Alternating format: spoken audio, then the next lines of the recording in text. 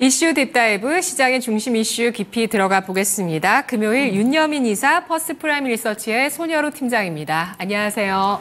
안녕하십니까. 안녕하십니까. 네, 오늘 한국 경제지표 경계감, 시장 대응은 네, 이번 주 줄줄이 고용지표 발표가 있으면서 그에 따른 해석들 오가고 있습니다. 밤사이에는 또 경제지표 가운데 고용이 두 가지가 나왔는데 이게 서로 엇갈리는 모습이었고요. 그리고 중요한 8월의 고용 보고서가 내일 우리 시간으로 발표가 됩니다. 시장 대응법 좀 확인을 해볼 텐데요. 먼저 손여루 팀장님. 네, 이사님과 앵커님과 제가 어제도 이 자리에 있었죠. 근데 시장의 중장기적인 방향성은 변화가 없는데 단기적인 일간 변동성은 오늘 제 예상보다 좀 커가지고 걱정되지만 지금 현재 시간 11시 10분 기준을 쓸 때는 내가 걱정한 것이 조금은 뭐 우려가 덜할 것 같다? 이런 좀 말씀을 좀 드리도록 할게요. 일단은 오늘 마이너스 거의 코스닥이 마이너스 2%까지 내려갔다가 다시 좀 낙폭을 줄이는 모습인데 이거는 뭐 시장이 하방을 잡았다? 라고 좀 빠르게 말씀드리기는 어려울 것 같습니다. 저번 주 목요일부터 오늘 밤까지 경제 지표가 정말 빼곡하게 있습니다. 뭐 GDP랑 PC랑 ISM 제조 PMI, 이제 화요일 날 발표한 게 ISM 제조 PMI고 어제 이제 오늘 아침에 발표한 게 서비스 PMI랑 이제 고용 지표죠. 이런 것들이 투자분들께서 이 포트폴리오를 구축하는 데 있어서 이번에 9월에 FOMC에서 25bp를 기준금리를 인하하느냐 50bp를 기준금리 인하하느냐 이 부분에 따라서 포트폴리오 조정이 조금 시급한 것이 아닌가 그렇게 판단됩니다. 확실하게 지금도 꾸준하게 전문가분들 사이에서 NK 트레이드가 얼마나 진행됐느냐 이런 것들이 가장 관심이 화두일 텐데 기준금리 인하가 우리가 생각했던 것보다 폭이 커지거나 아니면 횟수가 증가했을 때는 그런 스프레드를 이용한 매매를 하신 분들은 포트폴리오 청산이 더욱더 가속화될 수 있죠. 그래서 아직까지 이 점도표를 통했을 때는 9월 달에 50bp 기준금리 인하 기대감이 뭐 80%, 90%까지 육박을 하진 않았지만 25bp를 인하를 하겠지만 이 50bp 인하 가능성이 40%가 넘어갔을 때는 25bp를 기준금리 인하를 하고 올해 이제 기준금리 인하를 쉴 수도 있지만 이 50bp 인하 가능성이 40%가 넘어갔을 때는 25bp를 인하를 한 다음에 추가 1회 인하 가능성이 더 커질 수 있다는 겁니다. 이런 가운데 이제 엔화에서 내가 엔화를 빌려가지고 투자를 진행했었는데 이 스프레드가 요만큼 줄어들 때 이만큼 매도를 해야 된다고 판단했을 때 이 스프레드가 더 줄었을 때는 더 매도를 진행해야 된다는 거죠. 근데 이제 뉴욕 시장 같은 경우도 역N자라고 봅니다. 그래서 어제 분봉도 받고 오늘 분봉도 받습니다. 그러면은 우리가 N은 이거면은 반등했다가 밀리는 거잖아요. 근데 역N자라는 거는 하락 시작해서 기술적 반등이 나왔다가 다시 이제 상승폭을 줄이는 겁니다. 이런 것들은 하방은 지지는 하되 상방으로 끌어올릴 생각은 딱히 없다라는 거죠. 근데 그런 이유가 일단 오늘 같은 경우도 실업률이 발표가 되고 뭐 저는 이거를 강하게 말씀드리고 싶지 않은데 뉴스를 찾아보면 있더라고요. 이제 미국에서 이제 뭐 생물보안법이라든가 이건 표결 뉴스. 그다음에 미국과 중국 이제 해리스 의원과 트럼프 의원 간의 어떤 이제 투표 이제 지지율 차이. 그다음 미국 대선도 11월까지 있고 그다음에 뭐 지정학적 리스크도 간혹 불거지고 국내 시장 같은 경우는 금투세 뉴스가 있습니다. 첨예하게 대립을 하고 있죠. 그런 가운데서 이제 뭐 이제 많은 분들께서 신문고에 뭐 금투세를 폐지한다 이런 이야기도 나오면서 많은 분들께서 이 금투세 폐지가 우리 시장을 발목을 잡고 있다라는 이야기를 하고 계시고 저도 뭐 전적인 동의보다는 일부 동의를 하고 있다 그렇게 판단합니다. 그래서 지금 낙폭을 줄이면서 외국인이 이제 선물 매도를 진행했다가 매도폭을 줄이는 모습이에요. 근데 제가 이런 상황을 봤다고 해서 오늘 단기적인 시장이 바닥에 잡힐 거다라고 말씀을 드리기에는 개인과 기관의 이 매수 여력이 부족하다 보니까 외국인이 흔들리는 대로 지수가 움직이고 있습니다. 그래서 지금 HTS를 켜가지고 지수랑 수급도를 매칭을 해보면은 이 외국인과 기관이 순매수를 하거나 순매도를 하는 금액이 많지 않거든요. 근데 이 저항을 해주는 수급이 적다 보니까 외국인이 좀만 매도를 해도 지수가 강하게 밀리고 있고 외국인이 좀만 매도세를 줄여도 지수가 빠르게 반등을 하고 있습니다. 그렇기 때문에 섣부르게 오늘 바닥이 나올 것이다 이런 말씀을 드리기보다는 내가 매매에 자신이 없다라고 하시는 분들 충분히 쉬셔도 된다라고 판단하고 있고, 나는 매매를 잘합니다라고 하신 분들은 하방에 베팅하는 상품을 정말 오버나잇 없이 6시간 이내에 짧게 매매 마무리하는 부분들, 그 다음에 난 현금이 있어가지고 성장주 매매하고 싶은데요 라고 하신 분들은 반도체도 낙폭이 꽤 크고 전력설비 이런 종목들도 낙폭이 꽤 크기 때문에 그런 종목들을 모아가는 관점으로만 매매가 가능하다. 지금 이 상황에서 시장이 어디로 갈 거다 확실하게 잡고 대응 전략을 짜는 것은 좀 위험해 보인다. 그렇게 판단해 보도록 하겠습니다. 네, 알겠습니다. 아직 방향성을 찾을 수 없는 주식시장이 이제 주말에 나올 고용지표와 함께 방향을 보여줄지가 관건이 될 텐데요. 매도가 많은 게 아니라 그냥 힘이 없는 그런 모습을 보여주고 그렇죠. 있다. 세게 이게 위에서 세게 이렇게 때린 게 아닙니다. 그냥 툭 내려놨어요. 근데 이걸 못 받으니까 밀려나가는 거죠. 그 다음에 툭 때렸다가 조금 저가매수 해주니까 빠르게 지수가 돌아오는 모습입니다. 그래서 변동성이 큰데 악의적인 변동성은 없는 것 같다. 판단해 보도록 하겠습니다. 언제든 야누스처럼 좀 시장의 분위기가 좀 변화할 수 있는 가능성 내포하고 있는데요. 윤여민 이사님, 경제지표 미국 쪽에 경계감이 있는데 시장 대응 어떻게 할까요? 일단은 제가 볼 때는 우리나라 시장을 보게 된다고 하면 다음 주까지는 좀 지나봐야 되지 않을까라는 생각은 합니다. 일단은 아무래도 이제 다다음 주 추석 연휴다 보니까 유동성에 대한 부분들이 상당히 좀 말라있는 부분에서 사실은 어떻게 보면 이번 주 초부터 계속해서 지수가 밀리고 있는 부분이 있겠습니다만 오늘 고용 보고서를 확인한다 하더라도 다음 주까지도 제가 볼 땐 그 여진이 분명히 갈 수 있지 않을까라는 좀 생각은 하는데, 확실히 지금 이제 수요일, 목요일, 금요일 연이어서 지금 미국 같은 경우는 어떻게 보면 고용 지표가 나오고 있는 상황이라 볼 수 있을 것 같고, 그 지표에 따라서 확실히 좀 지수가 변동성을 좀 일으키고 있다라고 좀 말씀드릴 수 있을 것 같은데, 특히 이제 어제 ADP 민간 고용 보고서에서 보게 된다고 하면 결국 그 수치를 통해서 우리가 느낄 수 있는 건 결국 기업들 같은 경우가 적극적으로 좀 그러니까 해고를 할 수도 있다라는 어떤 그런 측면으로 해석되는 상황이기 때문에 그러한 부분들이 어떻게 보면 경기 침체로 이어지는 그런 부분을 막기 위한 기업들의 선제 조치가 아닐까, 이러한 해석이 되면서 어떻게 보면 시장에 상당히 악영향을 끼치고 있다라고 좀 말씀드릴 수 있을 것 같고, 여기에 대해서 일본 같은 경우 지금 7월 가계 지출 같은 경우가 전월 대비 좀 급감했다라는 얘기가 좀 나왔습니다.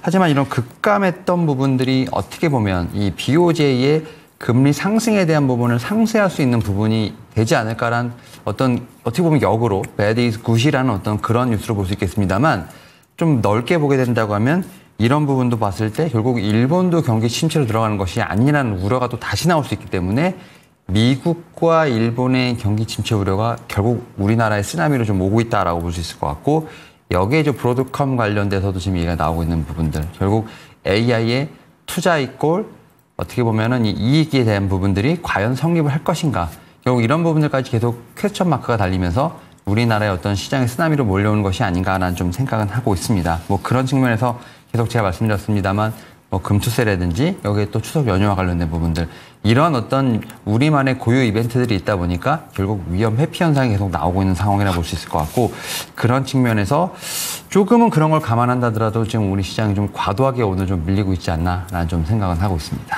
네, 알겠습니다. 시장에 좀 반응이 과도하다는 것은 그만큼 심리나 수급이 뒷받침돼주지 못하고 있는 상황이라는 건데요. 8월 고용보고서 발표 이후에 시장의 움직임, 그보다도 또 추석 연휴를 보내고 나서의 시장의 움직임이 보다 좀 더 본격적인 흐름이 될 수 있겠다라고 보셨는데요. 두 번째 주제 가보시죠.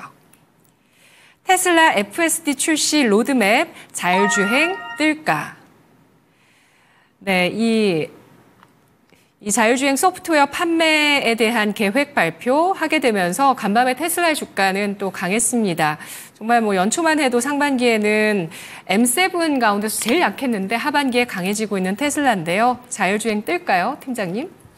네, 그래서 저는 이런 얘기 별로 안 좋아합니다. 많이 떨어졌으니까 오른다. 약간 둥글둥글한 이야기죠. 그다음에 그동안 소외받았기 때문에 주목을 받을 수밖에 없다. 이런 이야기 굉장히 안 좋아하는데, 시장에 유동자금이 적을 때는 이런 경향이 나오는 경향이 있고, 테슬라가 중국에서 판매 실적이 잘 나오다 보니까 테슬라 입장에서는, 원래 테슬라 우리 알잖아요. 테슬라 일론 머스크 CEO 얼마나 언론 플레이 잘합니까? 근데 이제 테슬라가 좀 실적이 잘 나오고 있고 중국에서도 이 FSD 자율주행 테슬라의 이 시험을 중국에서는 이렇게 시험을 하도록 이렇게 허락을 해주고 있기 때문에 좀 일론 머스크 CEO가 어깨에 뽕이 들어간 상황에서 언론 플레이를 했는데 그에 대한 투자분들의 반응이 긍정적인 것 같다라고 판단하고 있고요.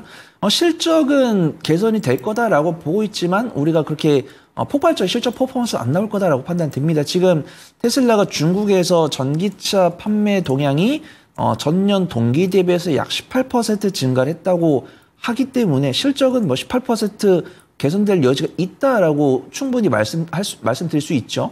근데 테슬라 같은 경우는 지금 어제 4% 상승했고 오늘 4% 상승을 했고 테슬라가 추가적으로 보여줄 만한 부정적인 이슈가 없다고 했을 때 테슬라를 우리가 투자했을 때 가져갈 수 있는 기대 수익률은 거의 8에서 10% 사이입니다. 근데 지금 그 테슬라가 판매 실적을 토대로 이제 한 번 더 이야기를 한 거죠. 우리가 자율주행 FSD 차량을 만들어서 중국과 유럽에다 판매를 하겠다라고 했을 때 저는 테슬라의 실적은 믿지만 실적 퍼포먼스는 다소 아쉽다라고 보고 있는 부분이기 때문에 매매 관점을 지켜보는 게 좋다라고 보고 있고요. 오늘도 자율주행 섹터를 쳐보면 우리가 자율주행은 소프트웨어 기업이 있고 하드웨어 기업이 있죠. 그래서 자율주행 소프트웨어를 개발을 해서 이제 소프트웨어를 이제 플랫폼을 제공하는 기업이 있고 보통 그 자율주행 차량에 들어가는 모듈이나 이런 것들을 판매하고 있는 하드웨어 기업이 있습니다. 근데 특징이 있죠. 소프트웨어 기업들은 적자 기업이 많습니다. 시총도 가볍고요. 그 다음 하드웨어 기업들은 자율주행 하드웨어뿐만 아니라 카메라 모듈도 납품을 하고 있기 때문에 상대적으로 재무가치가 견조하고 시총이 무겁습니다. 근데 지금 보면은 자율주행이라고 쳤을 때 종목이 거의 30개가 나오는데 제가 말씀드린 소프트웨어 기업이 거래대금 상위랑 상승 상위에 있고 우리가 안전하게 투자할 수 있는 종목들은 다 시장을 못 이기고 있어요. 그래서 저는 일단 중립과 보수적인 관점으로 자율주행을 보고 있는데 저는 매매 잘합니다라고 하신 분들은 매매 관점으로 오늘 강한 상승세 보여준 종목도 위주로 보시면 좋을 것 같아요. 저는 차라리 근데 소프트웨어 관련 종목들 중에서 든든한 전방 기업을 갖고 있거나 실적이 나오거나 혹은 저는 매매를 정말 못합니다 라고 하신 분들은 이제 애플 이제 아이폰 16 출시 이슈도 있으니까 카메라 모듈 관련 종목들을 관심 종목에 넣어놨다가 눌림 모습 공략을 해보시는 것이 상대적으로 안전해 보인다. 그렇게 판단을 해보도록 하겠습니다. 네, 알겠습니다. 윤여민 이사님은 자율주행에 대해서 유망하다고 보실까요? 저는 좀 자율주행에 좀 국한된 것이 아니라 제가 볼 때는 조금 더 큰 그림을 봐야 되지 않을까라는 좀 생각은 하고 있는데 지금 지난달 말에 현대차가 CEO 인베스터 데이를 열었고 거기와 관련돼서 비전을 여러 개를 좀 발표를 했는데 그 중에 하나가 바로 이제 SDV라고 하는 제가 볼 때는 개념입니다. 이게 네. 바로 소프트웨어 디파인드 비클이라고 하는데 소프트웨어 중심의 뭐 차라고 볼 수 있을 것 같고요. 결국 이러한 개념은 제가 볼 때는 앞으로 나아가야 할 방향이 아닐까라는 좀 생각을 합니다. 결국 이제 하드웨어가 중심이 아니라 소프트웨어 중심의 어떤 차로서 결국은 이제 모빌리티가 변한다고 보시면 되는 것 같고 그러한 생태계가 지금 조성이 되기 위해서 현대차가 지금 노력을 하고 있다라고 볼 수 있을 것 같습니다. 결국 그런 측면에서 봤을 때 자율주행은 그 가운데 하나의 기술력으로 봐야 되지 않을까 생각을 하고 있고 뭐 여기에 더해서 뭐 인포테인먼트 같은 여러 가지 좀 개념들이 있습니다만 결국은 자율주행은 이런 지금 소프트웨어로 가는 과정에서 하나의 기술 좀 많이 앞서가는 기술 중에 하나가 아닐까 생각합니다. 결국 뭐 이제 반도체뿐만 아니라 AI 관련된 부분들, 여기에 디스플레이 관련된 부분들까지 모든 기술이 좀 들어갈 것으로 보이고 있기 때문에 결국 전기차, 특히 완성차 업체들 같은 경우는 이런 소프트 디파인드 카로 좀 가야 된다라고 좀 말씀드릴 수 있을 것 같고 그러한 측면에서 지금 자율주행 관련된 종목들 같은 경우가 지금 테마성으로 움직이고 있지 않나라고 좀 생각을 하는데요.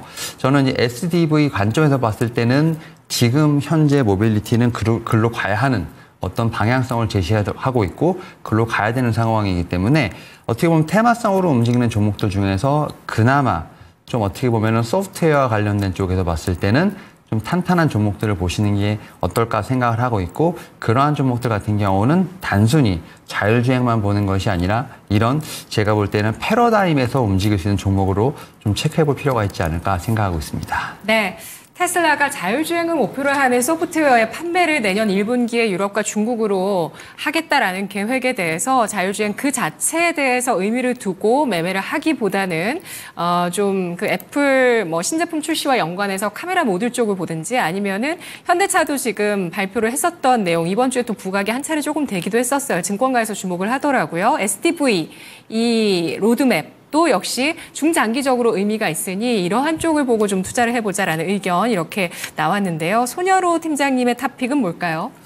네, 현대 오토에버를 좀 말씀을 드려도 될 것 같습니다. 만약에 자율주행의 시세가 이렇게 차별화가 안 됐거나 긴박하게 안 나왔거나 정말 천천히 우상향을 하고 있으면 사실 퓨런티어나 아니면 에이테크 솔루션, 뭐 넥스트 칩 아니면 뭐 모트렉스 이런 종목들을 가능할 것 같아요. 이 종목들의 특징이 소프트웨어 관련 업을 영위하고 있으면서도 든든한 전방 기업을 갖고 있으면서도 네. 실적이 나오는 기업들입니다. 근데 제가 말씀드린 4종목을 제외하고는 특징이 시총이 1,000억 원이 안 되거나 물론 제가 말씀드린 4개 말고도 변동성이 10% 이상 나온 종목들이 있죠. 근데 그런 종목들의 특징은 시총이 1,000억이 안 되거나 적자 기업이고 그냥 기술력을 갖고 있다. 이런 평가를 갖고 있기 때문에 종목을 좀 옥석을 구분하는 데 좀 노력을 해보셔야 된다고 판단되고 있고 이런 노력을 가장 덜 하면서 안전하게 수익을 가져갈 수 있는 종목은 현대 오토에버가 아닐까 그렇게 판단됩니다.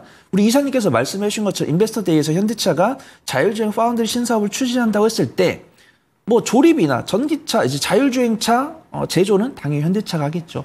근데 소프트웨어 개발은 누가 할까요? 당연히 현대 오토에버가 할 겁니다. 그다음에 현대 오토에버 같은 경우는 올해 상반기에 최대 매출액을 기록하면서 실적 안정성을 갖췄고 업종 대비 저평가를 또 갖고 있습니다. 그다음에 증권사 리포트를 보더라도 이제 이사님께서 말씀해 주신 SDV를 위한 STX 센터를 신설했는데 이 환경에서 소프트웨어 AI 기술을 적용하겠다라고 했으니까 실적 성장성과 기술 성장성과 실적 안정성을 고루 갖춘 종목은 현대 오토에버가 아닐까 판단해 보도록 하겠습니다. 네. 자율주행 가운데서 탄탄한 전방 기업과 함께 협업하는 기업을 딱 분류를 해주셨고요. 그 가운데서도 이제 대형주를 꼽아주셨는데요. 윤여민 이사님은 탑픽 어떤 종목이실까요? 네, 저도 앞에서 말씀드렸던 SDV와 관련된 종목을 현대 오토에버 이게 좀 맞지 않을까 생각하는데 일단은 자율주행은 어떻게 보면은 일반 섹터라기보다는 테마 색깔이 좀 짙다라고 볼 수 있을 것 같고요. 그런 측면에서 봤을 때 시가총액이 작은 변동성 있는 종목보다는 좀 대장주를 찾는 것이 어떨까라고 말씀드릴 수 있을 것 같은데요. 그 가운데 제가 볼 때 가장 대장주로서 면모를 보이고 있고 현대차 그룹에 일을 할 수 있는 게 현대오토라고 생각이 들고 있고요. 특히 현대오토에버 같은 경우는 MSCI 지금 편입에 관련된 부분도 좀 이슈가 좀 나올 수 있는 상황이기 때문에 그와 관련된 수급 개선도 좀 체크해 볼 필요가 있지 않을까 생각하면서 현대오토에버를 좀 탑픽으로 말씀드려 볼 수 있을 것 같습니다. 네. 목표가 얼마까지 보실까요? 저는 20만 원은 좀 넘어갈 수 있는 부분이 있지 않을까 생각하면서 단기 트레이딩보다는 좀 중장기로 좀 체크해 볼 필요가 있지 않을까 생각하고 있고 앞에서 말씀드렸던 MSCI 관련된 부분들 같은 경우가 올해 11월, 내년 2월까지 한번 제가 볼 때는 얘가 나올 수 있는 상황이기 때문에 조금은 길게 좀 수익 관점으로 좀 보시면 어떨까 말씀드려 보도록 하겠습니다. 네, 알겠습니다. 자, 자율주행 관련주 가운데 두 분 모두 현대 오토에버 탑픽으로 꼽아주셨습니다. 다음 주제 보시죠. 전기차 화재 관련주 보유 혹은 매도. 네, 오늘 재료가 시장에 공개가 되면서 그동안 고심했었던 정부 과연 어떻게 화재 안전 대책을 마련하는지에 대한 내용이 지금 다 오전장에 좀 공개가 되고 있는 상황인데요. 이와 관련해서 이제는 좀 굉장히 시장에서 꽤나 강한 테마였는데 보유를 해나가는 것이 좋은 것인지 지금 차익 실현을 할 것인지 의견 여쭙겠습니다. 손여로 팀장님. 네, 지금 오늘 전기차 화재 안전관리 종합대책을 발표하겠다고 어젯밤에 뉴스가 나왔고 지금 어떤 내용을 발표하고 있는지 꾸준하게 나오고 있는 것 같습니다. 근데 전 여기서 정부 어떤 정책금 지원? 이 뉴스가 있다고 한다면 좀 드라이빙을 걸어볼 만하다라고 보고 있고 이렇게 행동 강령만 이야기를 하면은 매매 관점으로 빠르게 마무리하는 게 좋을 것 같다라고 판단됩니다. 근데 우리가 이제 전기차 화재 방지로 제가 3가지로 분류를 해드린 적이 있거든요. 완성셀 기업을 말씀드렸죠. 이제 LG 에너지 솔루션을 필두로 한 이 완성셀 기업들이 있고, 그 다음에 뭐 민테크나 이런 종목들을 중심으로 한 소프트웨어 기업들이 있고, 그 다음에 우리가 정부 정책에 전기차 충전소를 증가시키겠다고 했기 때문에 뭐 롯데 이노베이트나 SK 네트워크스 같은 전기차 충전소 관련 종목들을 제가 3가지로 분류를 해드렸어요. 근데 오늘 시장이 다소 아쉽다 보니까 이 정말 소프트웨어 중에서 제가 소프트웨어를 부정적으로 말씀을 드리는 게 아니고 사실만 말씀을 드리는 겁니다. 기술력을 갖고 있는데 이 기술이 정말 완전 실적으로 반영되기까지는 시점이 남았어요. 그래서 이 소프트웨어 관련 종목들 중에서 뭐 점유율을 90% 갖고 있다 이런 종목들이 있지만 시총이 사실 2천억이 안 되고 실적이 적자이거나 이런 종목들이 있습니다. 이런 종목들은 제가 목에 칼이 들어도 올해 연말까지 들고 가셔라 이런 말씀을 드리기 어려울 것 같아요. 근데 만약에 이 정부 정책 발언에서 좀 정부 이제 지원금을 주는 이런 내용들이 나온다고 한다면 다시 한 번 더 1주 뒤나 2주 뒤에는 공략을 해볼 수 있다고 판단돼요. 지금 전기차 화재 안전관리 종합대책 내용을 보니까 일단 자발적인 내용 약간 자발적으로 뭘 좀 해달라 권고한다 이런 내용이 있기 때문에 좀 매매 관점을 지켜보는 게 좋다라고 보고 있고요. 네. LG 에너지 솔루션 같은 경우는 단기 차익이 나오고 있기 때문에 따라서 비중을 줄여보시는 게 맞다라고 판단하고 있고 전기차 충전 관련 종목들은 이제 LG 에너지 솔루션 강세를 보이다 보니까 낙수 효과를 얻을 것으로 판단돼서 분명히 저가 매수가 있었어요. 근데 시장의 유동성이 적다 보니까 철저히 외면되는 모습입니다. 그래서 전기차 충전소 관련 종목들은 일단 전량 매도하시고 제가 말씀드린 대로 뭐 지원금을 준다든가 이런 뉴스가 나왔을 때 다시 공략을 하는 게 맞다고 판단되고 있고 소프트웨어 관련 종목들은 시세가 많이 나오고 있어요. 근데 외국인과 기관이 접근하는 종목은 두세 개가 안 되는 것 같습니다. 그래서 내가 만약에 수급을 찍어봤는데 외국인과 기관의 매도가 나온다? 그랬을 때는 비중을 점차적으로 줄이는 거. 그 다음 내가 보유한 종목이 외국인과 기관의 수급이 들어온다라고 했을 때는 한 2, 3일 정도는 더 지켜볼 수 있을 것 같다. 그렇게 말씀을 드리도록 하겠습니다. 네, 정부의 그 전기차 화재 안전관리 대책 발표로 인해서 분기점을 맞고 있는 전기차 화재 관련주인데요. 지금 이 시점 어떤 걸 봐야 될까요, 이사님? 네, 일단은 이 전기차 화재에 관련된 거는 어떻게 보면 좀 태반성으로 좀 움직이고 있다고 볼 수 있을 것 같고, 제가 이제 어제도 말씀드렸습니다만 결국 이러한 것들이 2차 전지 전체에 제가 볼 때는 도화선이 되는 좀 그러한 수급의 이동이 되었으면 하는 바람이 있다라고 좀 말씀드릴 수 있을 것 같은데, 지금 앞에서 말씀하셨던 것처럼 지금 이제 국정 현안 관계 지금 장관 회의에서 전기차 화재와 관련된 안전관리 뭐 대응책이 지금 계속 실시간으로 좀 반영이 되고 있는 상황이라 볼 수 있을 것 같습니다. 뭐 그런 측면에서 봤을 때 우리나라도 좀 정비를 좀 어느 정도 하는 모습이 나온다 볼 수 있을 것 같고, 제가 어제 2차 전지 말씀드리면서 말씀드렸던 것이 결국 이제 정부 정책과 관련된 부분을 좀 계속 체크해 볼 필요가 있지 않나라고 좀 말씀을 드렸는데, 이제 미국 대선과 관련된 토론회가 있죠. 지금 트럼프와 해리스 TV 토론 일정이 좀 잡혔습니다. 특히 우리나라 한국 시간으로는 9월 10일이라고 말씀드릴 수 있을 것 같고, 특히 여기서 에너지 정책에 대한 부분들을 좀 체크해 볼 필요가 있지 않을까 생각합니다. 특히 지금 바이든 대통령 같은 경우는 해안 풍력 발전 프로젝트를 승인했다고 좀 뉴스가 나온 상황이기 때문에 이 그린 에너지에 대한 부분 상당히 드라이브를 계속 걸고 있는 상황. 여기에 대해서 트럼프 후보 같은 경우는 어떻게 보면 그린 사격이라는 좀 극단적인 용어까지 쓰면서 반박을 하고 있는 상황이기 때문에 여기서 해리스 부통령에 대한 어떤 그린 에너지에 대한 정책이 상당히 어떤 발언을 할지가 좀 중요하지 않을까 생각하고 있고, 여기에 대해서 EU에 대한 보조금까지도 좀 체크해 볼 필요가 있는 상황이기 때문에 전체적인 맥락에서 보게 된다고 하면 화재와 관련된 부분은 아무래도 테마 색깔이 좀 강하기 때문에 약간 세로 뉴스로 좀 대응하는 것이 맞다라고 볼 수 있을 것 같고, 이러한 부분들이 정부 정책과 좀 연결이 되면서 좀 2차 전지의 어떤 바닥을 잡는 그러한 제가 볼 때는 논리로 전개되는 것이 좀 좋지 않을까라는 좀 말씀을 드려볼 수 있을 것 같습니다. 네, 알겠습니다. 실질적인 정부 대책에서 전기차 화재 관련주들이 실적에 반영할 수 있을 만한 특별한 변수가 나오지 않았다는 점을 또 손 팀장님은 지적을 해주셨고, 그리고 윤여민 이사는 이런 테마주의 움직임이 보다 강해지기보다는 셀온더 뉴스다라고 보는 가운데 배터리주들이 이런 우려감들을 좀 해소하는 관점에서 바닥을 확인하는 재료가 될 것이다라고 보셨는데요. 탑픽 꼽아보겠습니다. 손여로 팀장님. 네, 저는 한중 NCS 보도록 하겠습니다. 일단은 올해 6월 말에 신규 상장한 종목인데 잘 찾아보니까 코넥스에 상장이 되어 있더라고요. 그래서 코넥스에 상장돼 있다가 올해 6월 말에 이제 코스닥 시장으로 이전 상장한 기업입니다. 전기차에 필요한 에너지 저장 장치 ESS 제조 판매를 영위를 하고 있고, ESS 배터리 팩에 필요한 모듈과 순행 쿨링 시스템인 칠러 모듈 생산해서 삼성 SDI에 납품을 하고 있기 때문에 지금 전기차 화재 방지 관련 종목으로 분류가 되어 있습니다. 이제 실적을 당연히 증명받았으니까 코스닥 시장이 이전 상장을 통과한 것처럼 한중 NCS를 보니까 2분기에 이제 분기 실적 흑자로 전환됐더라고요. 그 다음에 증권 개통에서도 이 한중 NCS가 순행식 시스템의 최강자로 평가가 되고 있고, 투자 매력도가 높고 2분기에서 올해 하반기 반기 실적도 흑자로 전환될 가능성을 보고 있고 좀 중장기적 성장성이 좀 유망이 된다라고 보고 있고요. 오늘 이 전기차, 화재, 배터리 관련 종목들 15개에서 20개를 찍어봤을 때 외국인과 기관의 매수세가 들어오고 있는 종목이 사실 5개가 안 됩니다. 그래서 제가 아까 서두에서 말씀드린 것처럼 변동성은 이 소프트웨어 기술력을 갖고 있는 종목들로 수급이 몰리고 있는데 그중에서 실적 향상세가 보여주고 있고 시가총액도 4천억대로 좀 단기적인 변동성을 보여줄 수 있고 외국인과 기관이 이틀 넘게 순매수를 하고 있는 종목은 한중 NCS니까 단기 수익 관점으로 유심히 지켜보시면 좋을 것 같습니다. 네, 오늘 이 정부 발표 이슈로 파라텍만이 상한가 들어가 있고요. 나머지는 뭐 안 좋은 추세도 있고 60일 이평선 테스트도 하고 있는데 윤여민 이사님은 탑픽 있으실까요? 저는 이제 2차전지 말씀을 드렸기 때문에 오히려 어제도 말씀드렸던 것처럼 LG에너솔루션, LG화학 같은 좀 대형주를 좀 중심으로 좀 봐야 되지 않을까 생각하고 있고 오히려 지금 단기간의 급등 이후에 약간의 좀 차익 실현 매물이 나오고 있는데 오히려 이런 부분에서 좀 눌림목 매매가 좀 가능하지 않을까 생각하면서 저는 탑픽으로 이 두 종목 말씀드려볼 수 있을 것 같습니다. 네, 알겠습니다. 오늘 두 분의 분석 여기까지 듣겠습니다. 고맙습니다. 네, 지금까지 이슈 딥다이브였습니다. 이제 오후장, 금요일 오후장 중요하겠죠?